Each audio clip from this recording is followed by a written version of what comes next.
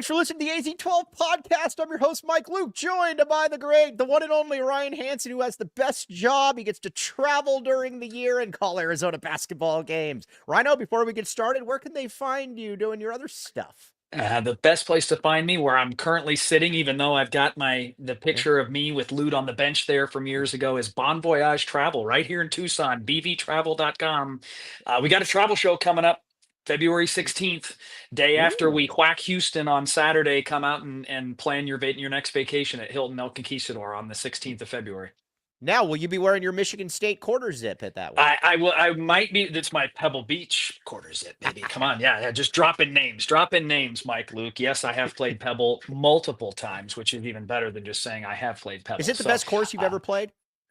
uh, from a golf standpoint, like true golf, not the best course for the golf piece. Right. The experience, by far the best course I've ever been to. I mean, it's just Well, the I'm, whole genre, right? Everything that comes into it is amazing. The setting, yeah. the locker room, the clubhouse, everything is amazing. Is it better than Del Uric? Del Uric has Be its careful. pros. It Yes, has it its does. pros. Yes. All right. Oh, we already got a super snap coming in. Jeremiah Dibble, $1.99. Whack Houston. Yes, we were gonna get to that. Yes. Okay. All right. One thing one thing about, and I think all fan bases do this, is that and let's talk Tommy Lloyd here first. The one thing that I've never understood, and we've got the same stuff, is that I always like the people that'll be like, oh, so and so just can't coach. Instead of just saying, you know what, there's maybe some things that I disagree with, but at the end of the day, guess what? He's won 99.9% of his games, it feels like. That to me is always what I tell fans. I'm like, and listen, I always, people like think that I'm media. No, I'm just a dork with a microphone. That's what I am. But it's okay to critique, but at the end of the day, we're really lucky to have Tommy Lloyd, and he's showing exactly why right now, Rhino. The pendulum swings from they're the greatest thing since John Wooden to they can't coach the junior high team at Cross Middle School. Uh, Right. Strong alum, by the way. I was a Oh, Ram at by the way, you know Cross. who else went to Uh, Cross Middle School? You know who else went to Cross Middle School? no, who? Kadeem Carey. Oh, me and Kadeem. I'm in great company if I am mentioned anywhere close to Kadeem Carey. But back to your point, right? So early in the year, right? Tommy has recruited the wrong players. The roster construction is terrible. These guys don't know their roles. He can't coach Caleb Love. He can't do this. And now you're 10-1 in the Big 12. No one saw it coming. And we're prisoners of the moment. Now we're a Final Four contender. It's Right. probably somewhere in the middle. Is Tommy in his fourth year as a head coach? Is he learning? Of course he is. He would be a Hmm. fool to not say, I think I'm better at in-game management than I was in my first year. I'm Right. better at X's and O's, and not to get deep into every little detail, but I'm better at coaching than I was as an assistant coach. And he's going to be better in the next 5 years. But for where he's at today, the proof is in the results. The results Yeah. are there. Tommy's got these guys playing an incredible level, and arguably, and you've heard this in mainstream media talking about Arizona, might be Tommy's best coaching job. You know, it's weird. I always go back to, and everybody always beats him up for the Princeton game. I get it, whatever.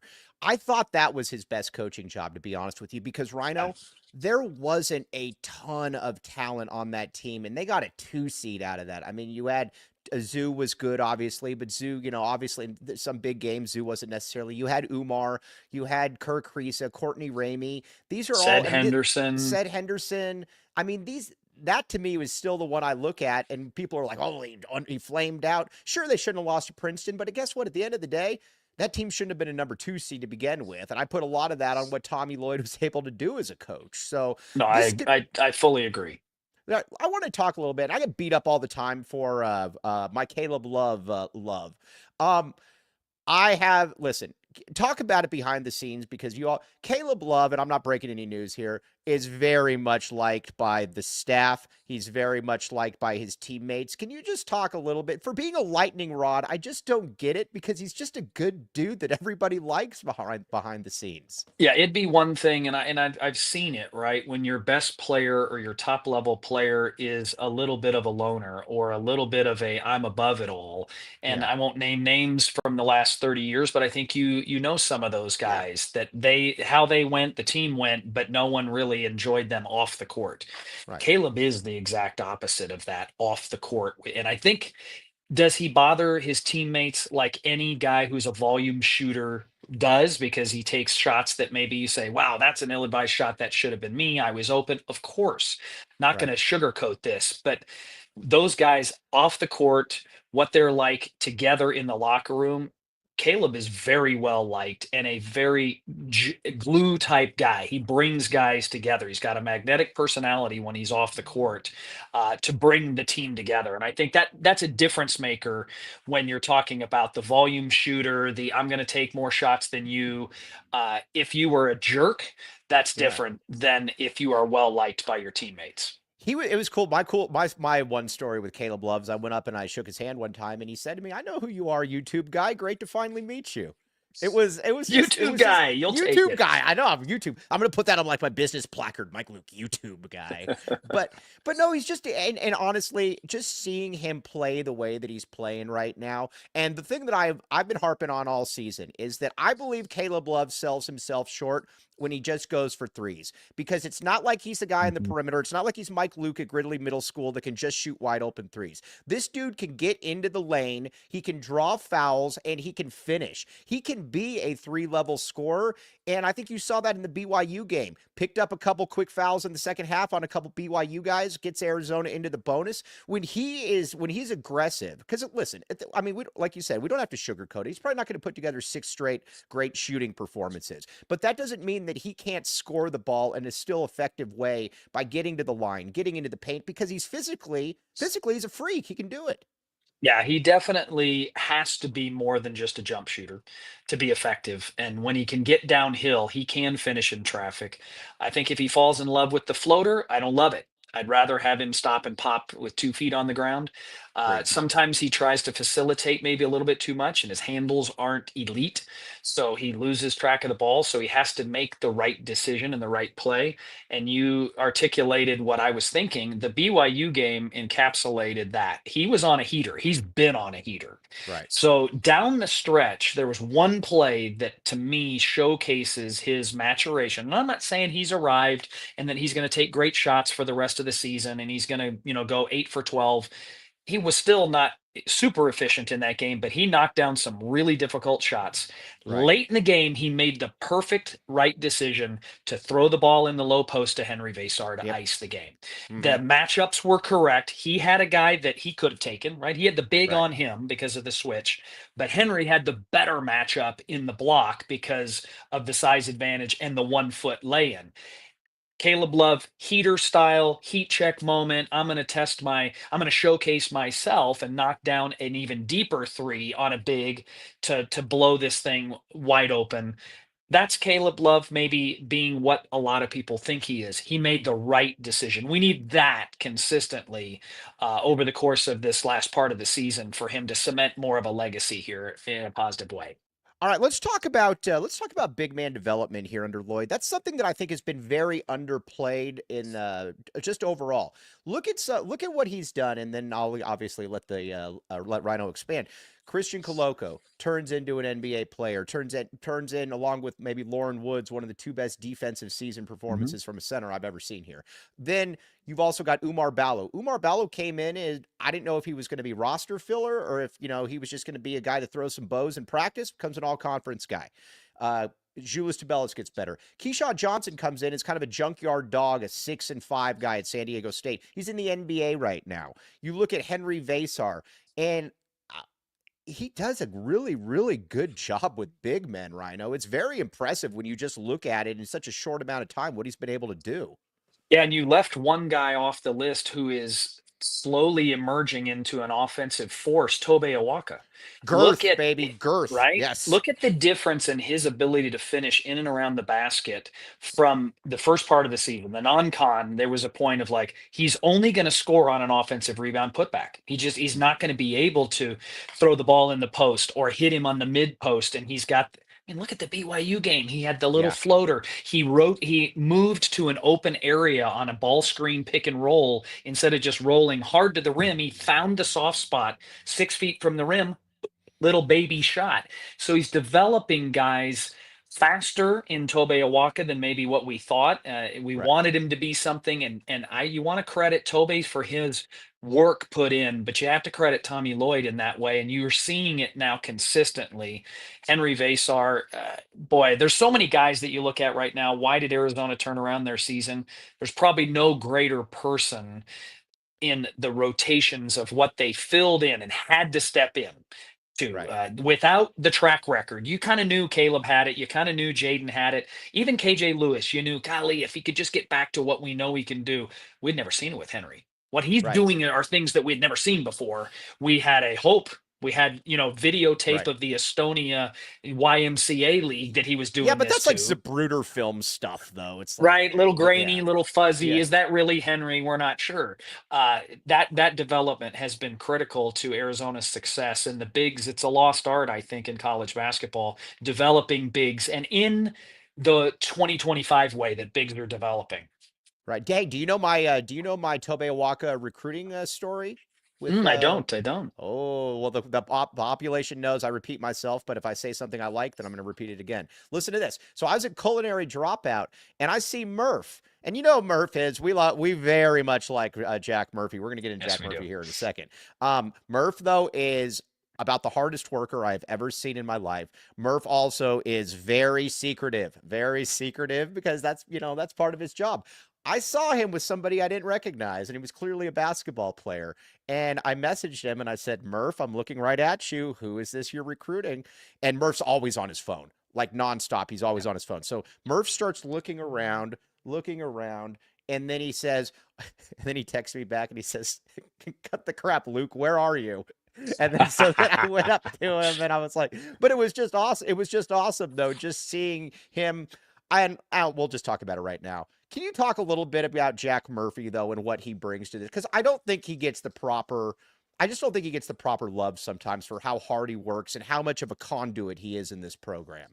Yeah, he is really the connector Yes. for not just the Arizona basketball heyday, absolutely the closest person from a staff standpoint, really of any one of our guys in that era of tying Right. Richard and Channing and Jason Gardner now on staff, Luke Walton, staying connected with those guys, watching them treat him as a contemporary, not as a Yes. manager or as a staffer. Like they are, there's a true relationship there. Over the years, seeing that and marveling in that.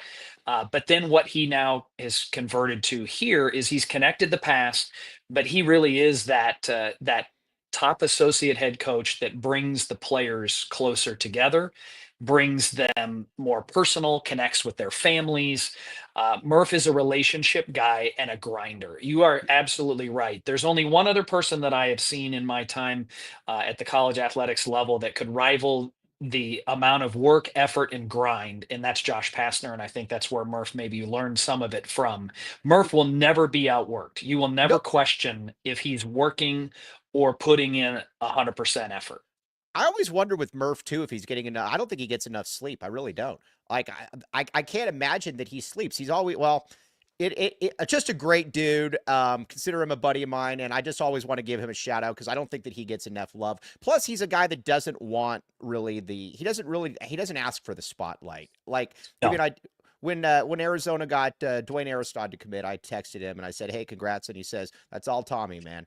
And it's not all. I mean, it is, but it's not all Tommy. It's Murph. So I just wanted to give him a right, but shout out. that's an indicative of who he is as a person and what he values in life with his family. But I want to make sure to articulate too. He knows the game. Yes. A lot of times we pigeonhole recruiting guys as, and you just talked about his relationships. That's not the only thing he contributes. He had experience with George Karl with the Nuggets at the Hmm. highest level in the NBA. So he has been exposed and learned from not just Luke, not just Josh, not just Damon Stoudamire from a player standpoint and a contemporary, but George Karl. He's got great connections and has learned the game. So he brings a lot to the table where sometimes those assistant coaches are like, that's your recruiter, that's your X and O guy. Murph can do both, which Right. is impressive. Hey, Rhino, have you ever been to Baggins? I love Baggins. The only thing I don't love about Baggins, you ready for this? It's a What do you got? backhanded compliment. Yeah, what do you got? I have a hard time narrowing down the choices Oh, because that's is it a chicken rojo? Is it the unforgettable? If I'm feeling egg salad, the high baggins is a knockdown. The cowboy, if I need something more barbecue and a little roast beef. And by the way, I do not have the baggins menu in front of me. True facts. That's the biggest challenge with baggins is narrowing down your choices because there's so many good options. Hey, you want it's funny, like for the first time in my life, like when I went independent, the coolest thing about it was reaching out to people and like talking when Baggins signed off. I'm like, oh my gosh, it was like a starstruck moment. I'm like, but Rhino, here's what you got to do though. You use code AZ12 for 15% off, my friend. Go in there and get one of those sandwiches and you get a cookie. Guess what though? You've also got the location in Scottsdale if you're ever hobnobbing up there with the cool Hey, kids. I Yeah, like it. but 12 convenient locations, my friends. We very much like a Baggins on this show all over the city. Yeah, cool. Baggins. Also, Green Valley Decorative Rock, my friend. Green Valley Decorative Rock. All right. Hey, you want to hear my Sean Connery impression? Maybe. I'll tell you Welcome to the after I hear rock. it. Welcome to the rock. Okay, not Oh, bad. sure. Not Yeah, bad. no, it sucks. But I appreciate you being nice. But either way, there's a terrible rumor going around that Green Valley Decorative Rock is only in Green Valley. Not true. Not true. We need to cut back against this vicious lie. It is also in Tucson, Rhino. And if you want to get turf, if you want to get grass, if you or not turf, well, if you want to get turf, you want to get pavers, you want to get rocks, go to Green Valley Decorative Rock. Back the rock. Back the rock. That's what we say on this show. Welcome to the rock, Sean Connery. Shaken, not stirred. Okay, Green Valley Decorative Rock. Okay, Rhino, Big 12. Um, one of the reasons I was so excited about going to the Big 12, and again, I grew up obviously in the 90s, and I try to explain it. The 90s basketball in the pack was just different than it was the last 3-5 years. UCLA, you had UCLA, you had Stanford, you had places where you just go and you're like, man, that's going to be tough. That's going to be a tough place to play, et cetera, et cetera. Then you always had another two schools that were always like somehow good. I mean, Todd Bozeman was cheating, but those teams were still good, obviously. I mean, Oregon, but it fell off. It just wasn't the same anymore. When I watch these Big 12 environments, this is really it's a privilege to watch, and it's also something too where it's like this is really going to get you ready for the NCAA tournament. I think of BYU with that BYU game. Arizona, when BYU got the lead to one, and then Caleb Love got a 1 point lead, and Caleb Love hits a three to come like right back, and then Arizona kind of puts them away in a hostile environment. Mhm. That's just stuff that you weren't dealing with in previous years, and that's BYU. We're not even talking about again Iowa State, Kansas, et cetera, et cetera. What are your thoughts on this so far? Well, you look back at the conference, as you mentioned, the Pac-12, and there might have been what, 5, 6 games in the entirety of the conference season that were against tournament Right, level caliber teams. right, Arizona has no less than 5 or 6 still remaining on their schedule at more than halfway through that are tournament teams at Kansas, at Iowa State, at Baylor, all three NCAA tournament teams, right. Texas Tech, Houston. Okay, so just right there, Yep, those are not 9 and 10 seeds, by the way, either. right, These are one, twos, threes, maybe fives and sixes in there. So when I think of the level of intensity, attention to detail, the practices that we're having right now in February, when you go, wow, big game tomorrow, Texas Tech. Wow, Kansas State's playing the best basketball they've played all year. That's not going to be easy in Manhattan. Oh, and just Houston is rolling into town one yeah, week from right. tomorrow, arguably a 1 or a 2 seed. That's just in the next 8 days what Arizona's going to face. That has to pay off dividends for Arizona. You need to win some games. So if you lose all those, it doesn't help. But do you stay sharp in practice through the dog days of February where you're ready for postseason play? You can't do anything but stay focused and sharp. The environments are going to be incredible for these games. The competition is going to be incredible. I love it because I think Arizona is going to get better because of its competition. We're seeing everything we wanted to see, everything we talked Right. about, what the Big 12 would present is coming in the next what, 9 games, 8 A games. player on the team made a good point about it. He goes, listen, he's like, I'm not making excuses for losing some of the games we lost in the pack, but he's like, he's like, we're also 19 years old. When you go into an arena where there's nobody there, when you're going into an Oregon State and you're kind of in a high school locker room, he's like, it looked like my high school locker room. He said, it's different than when you go out there and there's 12,000 people and you're like, if I don't bring it, not only are we going to lose, we're going to get embarrassed in front of a Right. ton of people. That to me is just something different because I think when I've said this before, people are like, well, that shouldn't be a factor. These are 19, 20-year-old dudes. This isn't LeBron James. These guys aren't 30 something years old or in LeBron's case, 40. They're just different, Rhino. And it's just something that I think it just really gets you ready for the tournament. That's the best way that I can Yeah. really put it. As a fan, were you circling those games that were played in Oh, Corvallis and Pullman? no. No, you weren't circling those Oh, hey, games. you So want to know? don't think the players were. You might remember this. So I was at the game in Corvallis back in, I think it was 1998 when Miles Simon made the Were you runner at the really? end. I was at that game, and I'll tell you one thing, because again, Arizona's the defending national champion, Hmm. obviously. And I remember thinking to myself, there's nobody, this is terrible. There's nobody here. Like, and I'm not trying to Yeah. just beat up Oregon State, but it is what it is. Arizona's the defending national champion, and Arizona didn't even play well that day, as hence by No. Miles having to make a I think we runner were at the 12 end. or 13-0 in the conference at that time, Yeah. trying to reach 18-0, the Adam undefeated season that Spanich. never happened. Oh God, that don't get me going on that USC. Like the underside of the rim with English that spun it over. Yeah, okay.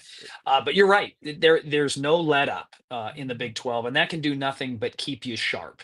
Right. But it's a two-edged sword, and I know you may or may not be diving into this, but if there were concerns, if I were to look at, okay, Arizona's playing really well. Let's not be a prisoner of the moment. They're not Right. perfect.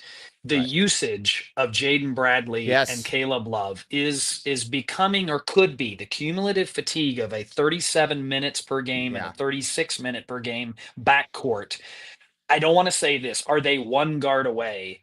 Are they one and can Anthony Delorso give you more in certain games? He's gonna have to. Can Conrad Martinez do what he did against ASU? I don't know. It's a Right. small sample size.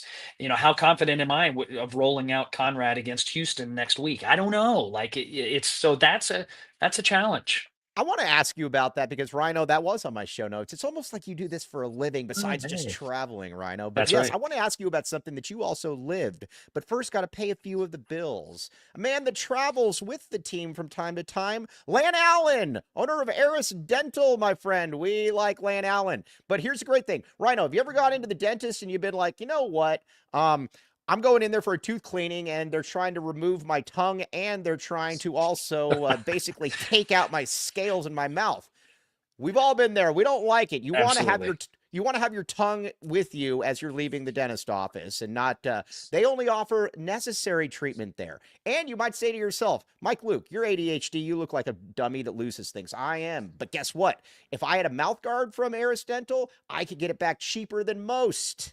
I had there was a kid in middle school that we were eating and his retainer fell in his ketchup and he threw it away right there because he was so upset about it. True story, actually. And guess what? If he was at Eris Dental, his mom was probably upset. Those things cost a lot of money. Could have gotten it back at a much cheaper Nice. rate. Much cheaper rate. Eris Dental, support Lan Allen too. He gets to travel with the team. He's cool. Again, check it out. Eris Dental. Also, what do we have next, Cody? We got one more. Let's see. Oh, RJ's Frozen Cactus. Okay, now if you're a fan of Bar Rescue, you might see this. This used to be RJ's Replays. It's on Speedway. Check it out. 100 craft beers, $2 deals, my friend, on many of these. From pizza to prime rib, they got you covered. Not a bad seat in the house. Also, you can go there for the Super Bowl. Oh, yummy, yummy in my tummy. Lots of good food there. And if you had a few too many drinks, just park the car there. It's a huge parking lot, and then you can just come get it whenever you want. They very much appreciate it. Check it out. RJ's Frozen Cactus, Red Hot Sports, ice cold beer for the Super Bowl. All right, Rhino, I wanted to ask you about the Jane Bradley thing. Reminds me a little bit of Jason Gardner. You were there, obviously. Mhm. What was the feel around the team? What was the feel with Coach O about that? Man, Jason, you're playing 40 minutes per game. And I can't remember. There was one game I want to say played like 48 minutes or something. What was the feel? And was that just that Jason was just such a unique competitor that you could get away with it? And how does that compare and contrast to what Jaden's going through right now? Yeah, unique competitor for Jason Gardner, unique circumstances, right? 8 scholarship players on Yep. that team, 3 returning lettermen, and 5 freshmen, right? Right. Untested, and only 2 of those guys really in that 5 freshman class were guards. Right. So Will Bynum and Salim Stoudamire were not point guards either, right? They Right. were shooting or combo. Will the Thrill, boy, that was the one that got away. But I Always the think of one. that. Yeah. Yeah, I think of that situation very much so with Jaden, because what you lose when you take Jaden off the floor is more than just point guard responsibilities, more than just I can take a guy off the bounce and get to the rim at any time I want, which he does have that ability. But you're arguably losing your best defender. I say arguably because KJ Lewis is just Yeah. he's Yeah. blossomed into the defender we all wanted him to be. But you lose that point of attack defender and lockdown and steal maker. So you lose so much. You want him out there. You need him out there. And when he's not, the flow isn't the same. Can KJ pick up a little bit? Yes. Does Caleb Holt handle it a little bit more? Does Arizona's flow offense still operate without the ball dominant point guard? Yes, it does, but it's still not the same. Uh, how many times do you see in the game when you think about it? Because I watch your tweets every once in a while on X. Nice. You're Oh, I'm like, why sorry. is Jaden coming out? What are we Yeah. doing? What is Tommy thinking? Get him back in there because you sense momentum or you sense a Right. run. But you got to steal minutes for him in the first half. You got to find a way for him to not wear down like he did against UCLA. It was, to me, the gas was out of the tank. So that cumulative fatigue is a concern. If he's playing 37 minutes for the next 9 games, he's Yeah. not coming out in the Big 12 tournament, most likely, not coming out in the NCAA tournament. How does that impact him? Not in the 40 minutes, but over the course of the season. And you know what's different about him too? He's not a guy, and you mentioned this before, so I don't mind saying it. He's not a guy like Mike Bibby that you can kind of steal minutes with, putting him on another player. I know he had all the Right. steals. Rhinos, yes, please miss me with Yeah. that. You can't really hide him because he is so impactful with what he does on both sides of the ball. I've also never seen anyone. Well, I don't know. Yeah, I don't know that I have. If it's a 2-on-1 fast break and he's the defender, I have great confidence that that ball is getting stripped, it's getting fumbled out of bounds, something is going to happen. He has some of the most active hands that I don't know, Chris Rogers or something. I can't even think. He has some of the most active hands I've ever seen here. And even when he doesn't get the steal, it's a deflection. It's like what you always talk about with the block. Like you didn't block the shot, but you altered it. I feel like that with his shooting passing lanes and stuff. It's amazing. Yeah, he's got hands like Andre Iguodala. If you recall when Yeah. Andre was the defensive stopper in the NBA, Yeah. his ability to block shots, Andre was amazing at that. But his ability to steal it or poke it away at the point of gather Yeah. and do it without fouling is maybe elite, like one of the best in the NBA. I think of Jaden's ability at that level. He is. If you had a 2-on-1 fast break and it's the other team coming and your life depended on it, Yeah. Jaden's in the mix of guys you want back there for Arizona basketball purposes. When I think Right. of guys you would want back there, I'd want Pella Larson to draw a charge. If I had Mhm. anybody to draw a charge, it's going to be Pella. My bad, Pella. Yeah, my And bad. but Definitely my Jaden, bad, Bella. Yeah. but Jaden, right, he's going to get 1 or 2 a game of just at the last minute, guys going to gather and he just goes and rips it. Uncanny ability to do that. So you don't want to give that up because he Right. can make up for mistakes that might happen in a pick six turnover variety because he can get back and help you. So it's a quandary. That's why Tommy's Tommy and he's not on this podcast. He's in practice and doing breakdown of film. Right. He's got to be the one to manage those minutes and understand the big picture. But boy, at the time, you don't want to give up big runs because Jaden's on the Right. bench. I always love when somebody will tell me they're like, "Don't you well, Tommy Lloyd was right and you were wrong." Well, yeah, because Tommy Lloyd's better than me. I'm giving my opinion. I don't know what else to say. Bingo. I'm literally in my guest bedroom running a podcast for a living while that man is the national coach of the year. Guess what? Most times, if I'm Mm, at odds on something with him, he's probably going to be right at the end. yeah. He's Tommy Yeah. Lloyd, and I'm Mike Luke. Take it for what it's worth. Right. I wanted to talk to you a little bit about KJ Lewis. I think what I love about KJ Lewis, and I see some similarities, it's a little bit different, obviously. But I wanted him to become more of like a Reggie Geary type in his first couple years here. Because when KJ, I think this year, at least when KJ started, I think he was trying to be that traditional NBA shooting guard. And you know that I don't blame anybody for that. Everybody wants to get to the NBA. But that really wasn't. KJ was blessed with a lot of skills that weren't necessarily that are still going to be very lucrative for him down the road. When he is taking 2 to 3 dribbles and getting downhill, and he's a very good passer. He's a very cerebral player, finishing around the hoop and, finishing breaks and then D'ing up the other team's best player a lot of the time. Mhm. When he sticks to that role, Rhino, he's about as good as there is at that role. I love how he's formulated himself right now, right? We Right. saw the West Virginia game an anomaly, right? The behind Yeah. the back pull up. That's where maybe he could get to that, Yeah. but not this year, and maybe not next year. But that's where he aspires to be. What stands out to me about KJ, his commitment to the defensive side of things. He is a dog. He wants Yeah. to guard the best player. He took it upon himself as a challenge in the BYU game to step up against whoever was hot at the time. If it was Demon, or if it was Hall, it was any of those guys. Yeah. He wanted that assignment. I love that in him. I love that he's leading the team in assists in conference play. That's a kind of a hidden fact when you dig into the stats. You'd automatically think, well, it's got to be the point guard. It's got to be Jaden. And this is no knock on Jaden. It's a credit to KJ, and it's a Right. credit to Tommy Lloyd's system because Pella was always pushing the level for the leader in assists. You go back to the heyday with Lute, you Yeah. had Luke Walton in that mix where he was the leader in assists with a great point guard in Right. Jason Gardner. So having more facilitators, more unselfish players, KJ is finding his niche. What was he, 1 for 10 the other night? And he had an Yeah. incredible stat line outside of that where he impacted the game on the glass defensively with his passing. I would love if I were, and I'm sure it's being talked about. So this is, again, I know it's happening. Trim up the unforced errors. Yeah. KJ right now has probably too many dribbles off of his foot and it just goes out of bounds, or a pass that's just ill advised. It's that one handed pass that Right. once you get it going, you can't reel it back in. So if he could trim that back up, and I'm saying this, and he still has almost a 2 to 1 assist to turnover Right. ratio in conference play, that those possessions that he loses for Arizona, when he doesn't lose the possession, Yeah. more often than not, positive things are going to happen on the offensive end. Play with purpose because he's got a lot of skills. That's all. That's always what I say. Yeah. When he's dribbling the ball around the perimeter and just kind of floating, that's not his game. He was, Right. like I said, he was blessed with a lot of different things that really make him an impact player. And when he sticks to those, he's awesome. I don't know how else. And he's a winning basketball player too. He's around the 100%. ball. He does a lot of things that people just don't want to do. And I think that's a little kind of an underrated aspect of what he does. Yep. The Yep. Absolutely. Okay, now I want to talk to you a little bit about. Oh, Rhino, you left.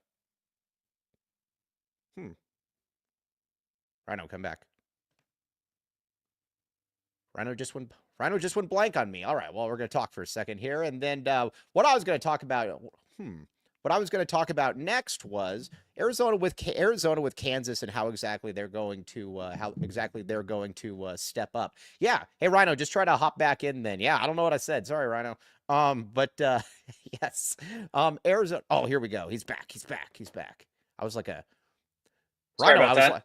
Rhino. I was like a beetle on my back when you left. I'm like, oh, I'm just stuck. Yeah, well, I was gonna say, right. Guy in the comments says, Mike, what did you say? I didn't say anything. But the looking ahead, then the rest of the schedule, you've got Texas Tech, and Texas Tech to me is the game where you get it. And Rhino, can you hear me? Okay. All right. Well, I'm going to talk about it then. Rhino, Texas Tech to me is the game where you're just kind of like, how does this? If Arizona can win this, I think that you look at it and you're like, all right, you can really start talking about winning the Big 12 at this point. You know what I'm going to do? While Rhino's doing this, I'm going to get a couple reads in here because that's what we got to do on this show. We got to pay the reads. All right, the bills. Longview, my friend, Longview Insurance. Okay, Longview Investment and Insurance. Here's the deal. Personalized, comprehensive financial planning. As you all know, we very much like our friend Andre Veris on this show. I cannot actually endorse Andre Veris at Longview, but guess what? I can highly recommend if you're make a lot of money and you're cooler than me, go to Longview Insurance and Investments, a trusted partner for your financial future. And we've also got our good friend Michael Rubin at Swift Mortgage. Swift Mortgage, check it out. Again, Mike's the man. Let me find this real quick. Here, he can do all kinds of stuff for you here. The Pima County Lighthouse Down Payment Assistance Program is being released in March, and funds are limited. So again, that means you want to get pre-qualified now ahead of the release date. Apply on the QR code to see if you are eligible. You can get 4% assistance and a below market interest rate. We potentially get into your home with no out of pocket. And again, scan the QR code. You can't own a home in the last 3 years to qualify, but if you did, there are other programs out there. Check out Michael Rubin, QR code. He can get you helped out. Okay, now Ryan Hansen, you're back. The show was going crazy because at the same time, people are like, wait a second here, Mike, you're an idiot. The show content went down immediately. It is back. Bring your friends and family back. Yes. Okay. Texas Tech. I believe right now, if you're looking at the Big 12 Coach of the Year, it's two guys. It's Tommy Lloyd and it's Grant McCasland. I think those are the two guys. Because you got to remember, Arizona's 10-1, but they were picked to finish 5th in the conference. They are not 5th in the conference right now. And McCasland, he's done a great job at Texas Tech. I believe, and I like awards. I don't care what anybody says. I like awards, and I think coaches like awards too, no matter what they say. I believe the winner of this game, and if Tommy continues to roll, I believe he should be the Big 12 Coach of the Year, Rhino. Snapshot today, right? 10-1 in conference. I think it's Tommy's to lose. And I think how Arizona fares in the last 9 games, Grant McCasland's going to have a lot to say about that in the game on Saturday night. But boy, Tommy, like you said, not only what what Arizona was predicted to be coming into the year, but when you take stock of the non-conference start, losing one of your top players, and out of Tommy's mouth, he felt like Mo Crevis could have been the most important piece. Best player has been thrown out, but maybe the most important piece that they were building around. So you think of the Right. offseason plans for what Arizona looked like, his pivot, his ability to get Henry inserted, move Carter Bryant to where he needed to go, continue to believe in what Carter could do. And I'm going to say something I know that is a hot topic for you. His continued need to find ways to have Anthony Del Orso and Trey Townsend be impactful players at Arizona. What is their role? And that has waxed and waned throughout the season. Right. So that's remains to be seen, right? What does he do with those guys? They can be impactful in certain situations, but recognizing when it's a Del Orso game or when it's a Townsend game or when it's a Tobe game, the same can be said for some of the other guys. Hey, Caleb Love, there were times this year where it wasn't his game. He Right. didn't need to be on the floor. Tommy pivoted, and some of those games we ended up winning. I think of at Right. Cincinnati, at West Virginia. He was not the guy that led the charge. So Tommy needs credit for not just the preseason anticipation of what Arizona would be, and they have elevated that in conference, but what the hand that was dealt throughout the season and how he's pivoted, I think deserves credit. I have a soft spot for ADO. I like when I watch ADO, I get that he's not good defensively. I understand that. But he is a lot better offensively than people think he is. I think there's just this conception that he's just a standstill 3-point shooter. Mhm. ADO can actually get into the lane. He's had a couple really nice passes this year. ADO is actually a fairly craft. Now, again, there's going to be certain games, like you said, this ain't an ADO game.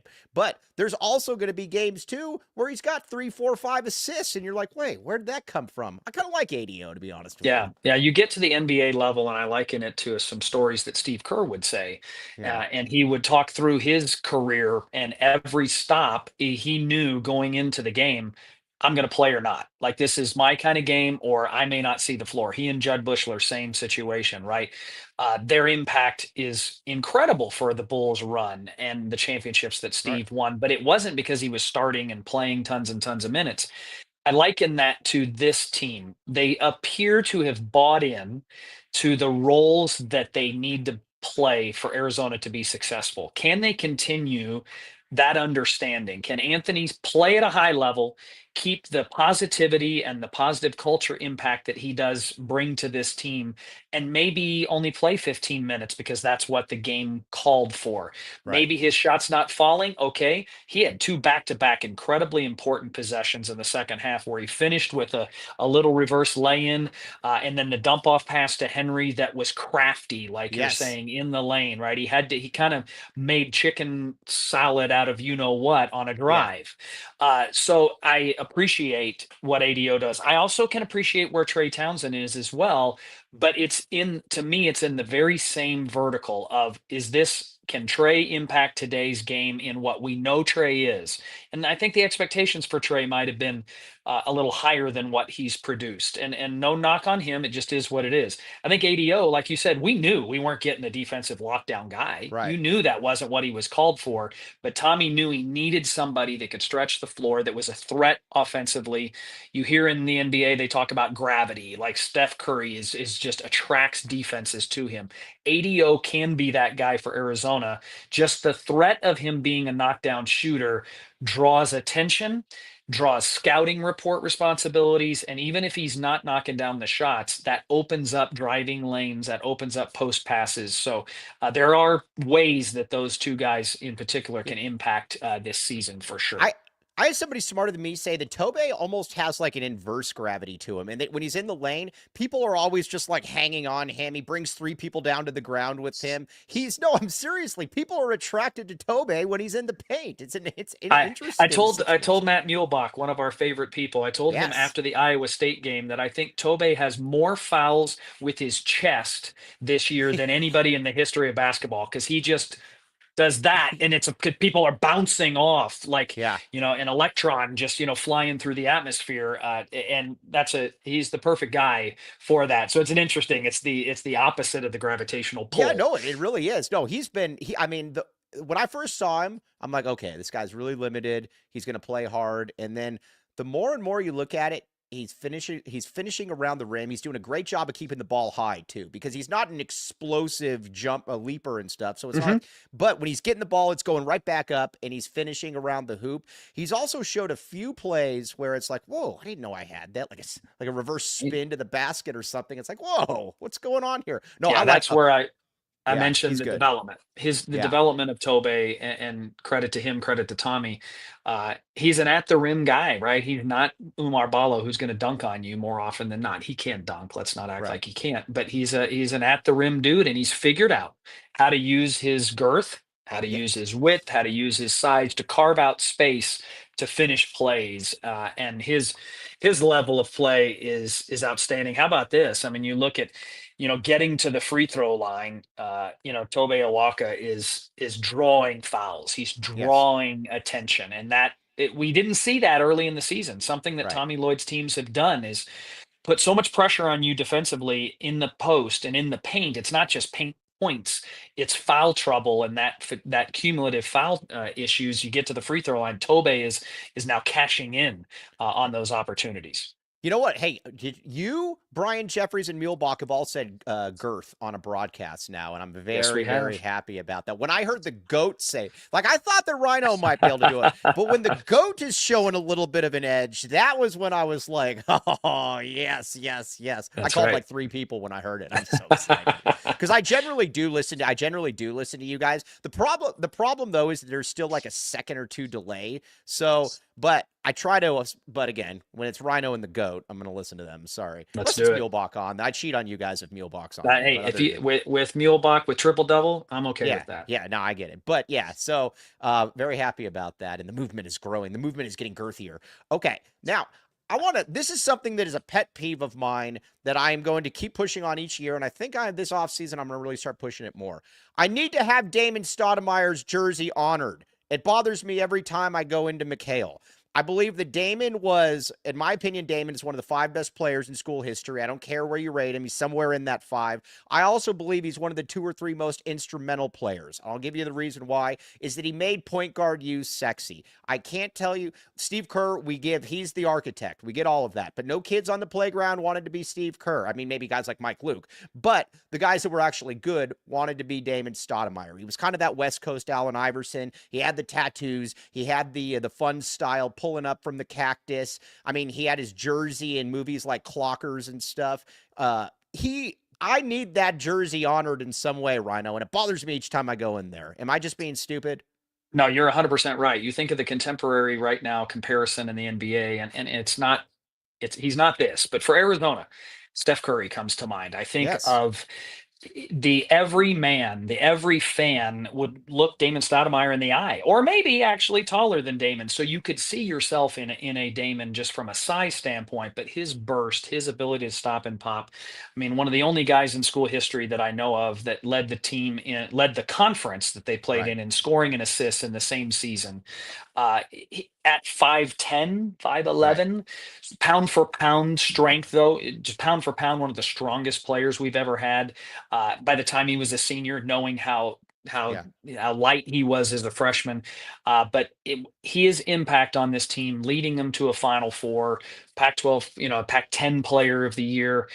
Damon needs and deserves the recognition. They need to look beyond. We're not retiring the number forever. No one will ever wear 20 again. I'm okay with you. You can recognize the jersey and hang it from the Yes. rafters without, oh, will we have enough numbers to wear if we keep retiring numbers? We're not No, retiring numbers. We're recognizing jerseys. and his impact again. He was also. Oh, I got one for you. Can you name? I think I've asked you this before. Can you name the 6 consensus AP first team All Americans in school history?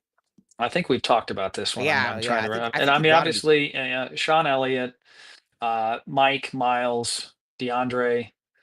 Who am I missing? You got 2. One guy we're talking about. Damon and consensus. Yeah, you got this. You got this, Rhino. I see it. I see it. Greatness is coming to the forefront. Ben Matherin? No. JT. JT, Player of the Year. Oh my Yeah, player God, of the the year. Jet. Yeah, That's yeah. No, terrible. yeah, My no. apologies, No, Jet. no, My no, no, apologies. it's okay. We won't hold it against you. But yeah, like I said, I'm just gonna keep pushing that because it bothers me, Yeah. and I just don't know why. And again, too, I don't want to hear anything about and this isn't disrespect. Jason Gardner's an all-time great. I don't want to hear about how you have to win some award or something. That means nothing to me. If you're the Sporting News Freshman of the Year, cool, that is awesome. But guess what? When you're a consensus first team AP All American, that means more to me. I don't know how I else to agree. put this. Okay. I Uh, agree. all right. Well, you know what? Well, I'm going to say that's going to be my weird Mike Luke movement for the offseason to get his jersey retired. Damon, if you're listening, which you're probably not. Good win the other day, by the way. Okay. Yeah. Now, looking forward then, Arizona Houston. This to me is going to be the real where the hammer meets the anvil or whatever. What's that phrase again? I don't think that's definitely not the right phrase. Rubber Man. meets the road, maybe. I Yeah, mean, rubber I meets think the it's road. That's much better. the real test, right? That to me is because you watch that team and people beat up Tommy for that Houston game. I don't. I was at that game. I remember watching it like just in warm-ups, and I just remember saying, "Ooh, Mm. These ooh." dudes are different, right? That's not a 5 seed. That is not what a 5 seed is supposed to look like. And it was just a terrible matchup for Arizona. Kerr's hurt. You don't really have any ball handlers. I don't hold that one against Tommy. I just don't think there was anything he could have done in that. But Houston, to me, that template, though, is what I'm curious to see. How does Arizona match up with a team that's not a great scoring team, but they're incredibly physical? Obviously, Kelvin Sampson's one of the great coaches in college basketball. That is really, to me, going to be. There were 2 games that I really circled before the season. Well, I guess Kansas isn't what I thought they were, but still at the same time. But Houston was one of those 3 games. I really am curious to see how Arizona matches up with Houston in that. Yeah, I'll start with this, and you mentioned it, and I'm glad you did. Kelvin Sampson. The average basketball fan today probably doesn't list Kelvin Sampson in their top 10 coaches because doesn't They're have the sexy wrong. name. They're wrong. They're absolutely wrong what that guy's been able to do. And what got him ousted at Indiana is just a shame when you think of it. He made a couple of extra phone calls. Think about Right. where we're at now with NIL and money Yeah. and all that. And this dude lost his job because he called a couple of people outside of the recruiting window. It was wrong. That was the rules. You got to play by the rules where they're at the time. But But I still. think of what he's done in his stops at Washington State, Indiana, what he's doing here with Houston. Boy, the guy knows how to recruit. And when I say Right. that, he's not getting top 10 talent. That's not it. He knows what type of player will Yep. be very successful in his system and how he goes about it. And night in and night out, year after year, their dogged mentality, their ability to take you out of what you want to do offensively, make you feel uncomfortable. We talk about that. You hear Corey Williams on the broadcast say that you want the offense to feel you. Houston, you feel them from the Yeah. moment the ball goes up, and that's where Arizona has played some good defensive teams. We see the Duke length, right? What that did to Arizona. I think Arizona's obviously way better than they were that day, but the Right. Duke size and length caused problems for Arizona. What does Houston do where they're in your airspace? They make you feel uncomfortable. They test KJ Lewis's ball handling skills. They're not going to let Caleb catch and shoot, so they're going to make him do different things. They've got rim protection, so getting downhill on them Yeah. is going to be different than getting downhill on others.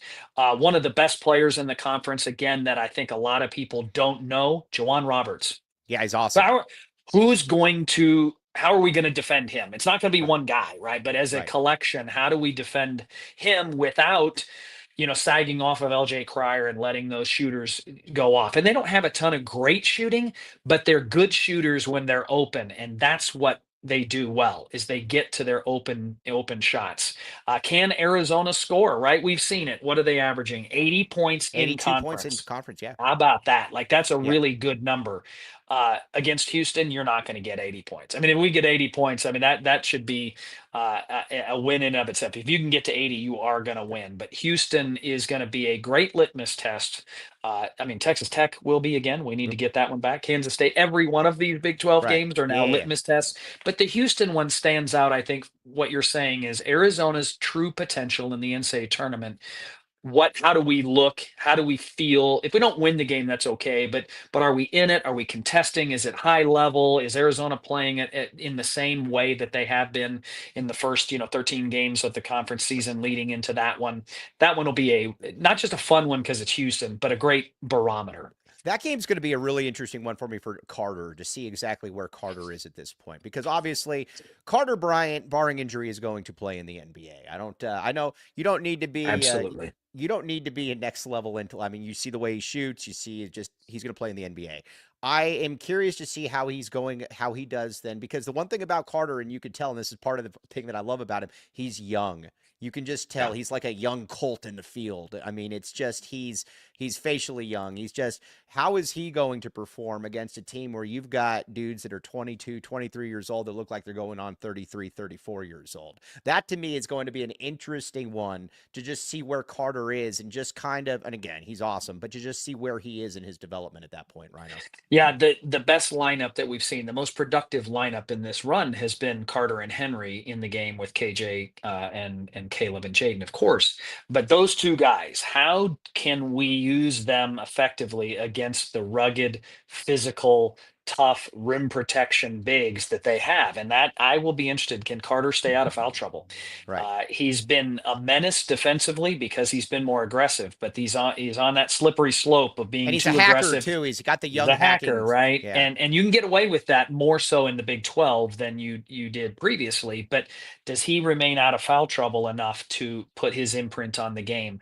The scouting report is out on Carter now. Can't let Yeah. him catch and shoot. Don't come off of him. So what's Arizona's counter to that? How does Carter impact the game offensively if he's not a catch and shoot guy? You see it. He's like that antelope on the frozen lake Yes. sometimes, where he's like, whoa, after he Yes. ball fakes, and just trying to keep centered and keep your balance when you have to make the counter move with the defense there. And that will be fun to see him. But by and large, everything you said is completely accurate. Carter is a bona fide NBA player. He is going to play in the league barring injury. All right. Now, this is totally random. The best player that Kelvin Sampson coached at Washington State, would that be Ike Fontaine? Oh. That from a name standpoint, probably. I mean, that guy could fill it.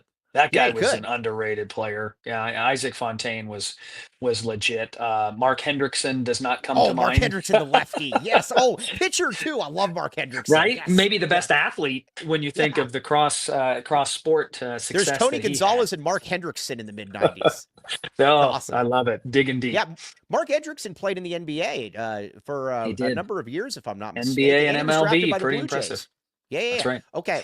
We got one more read, and then we're going to close up with Rhino. But first, HVAC, my friends. HVAC. We got to get these HVACs. I got a story for you. X gon' give it to you. He gon' give it to you. X gon' give it to you. He gon' give it to you. Comfort X HVAC, my friend. Now, you might say to yourself, Anthony Chimino, what's that guy ever done in life? Not much, Anthony Chimino. But Anthony Chimino is using Comfort X HVAC. And again, if it's good enough for Chimino, it's good enough for any of us. Free routine maintenance for first-time clients. And if you get the premium deal, you can get 10 years routine maintenance. Perfect track record, built on trust for the long haul, residential and commercial success. But again, make me look good. Use code word Wildcats for 10% off. Had a number of people getting their HVACs now. So again, just keep using that Wildcat code, 10% off. Very much appreciate all of you. All right. Arizona basketball, though, in summation, Tommy Lloyd, really, really good. Like I tell Wildcat fans, it's okay to critique, but at the end of the day, you don't realize that you want to have this dude here for as long as he ever wants to coach. College basketball coaching is a very it can go up and down. I mean, we've seen this. We've seen this up close before. When you've got somebody like Tommy Lloyd, you want to hold him near and dear, and you want him here as long as possible, Ryan Hansen. Yeah, and soak it in. I don't want to, be father in the moment. Like, hey, let's appreciate what we have. But No, you should. just look at what's going on in Bloomington, Indiana, right now, and what Right. the promise or thought or hope or whatever something could be with a name coach or an alum or whatever. Tommy is the proof again is in the results. Tommy's getting the results, and we need to trust the development of the players that he's bringing in, and he's doing an impeccable job. His entire staff has done a great job this year. I'm very, very impressed. All right, Rhino, where can they find you doing your other cool job? Bon Voyage Travel, bvtravel.com, and shameless plug, February 16th, Hilton El Conquistador, big travel show. So after the whack down of Houston Saturday next week, come plan your vacation on Sunday the 16th with Bon Voyage Travel. Hey, what are your vacations you got cooking up for next summer? I know you got something How good. about this one? So I guess the green works here. I'll be staying at Ashford Castle in Ireland in Oh, May. wow. Not bad. And then I will be spending an immersion trip in Italy in the summer. Rome, Florence, Right. Venice. I'll throw in an Athens little Right. extension there. So it's the Med, but the coup de grace moment will Right. be I will be sleeping at Ashford Castle for a couple of nights in May. Are these write-offs for you since you could be technically working? Oh, come on. Not even write-offs. Like Yeah. this is part of it, right? This is the Yes. job. You deserve that, Rhino. That's awesome. Thank you. Yes. Yes. All right, everybody. You guys are fantastic. We'll be back with you tomorrow on the post-game show. For the great Ryan Hansen, I am merely Mike Luke. Cody Martin behind the scenes producing. You've been listening to the AZ12 podcast.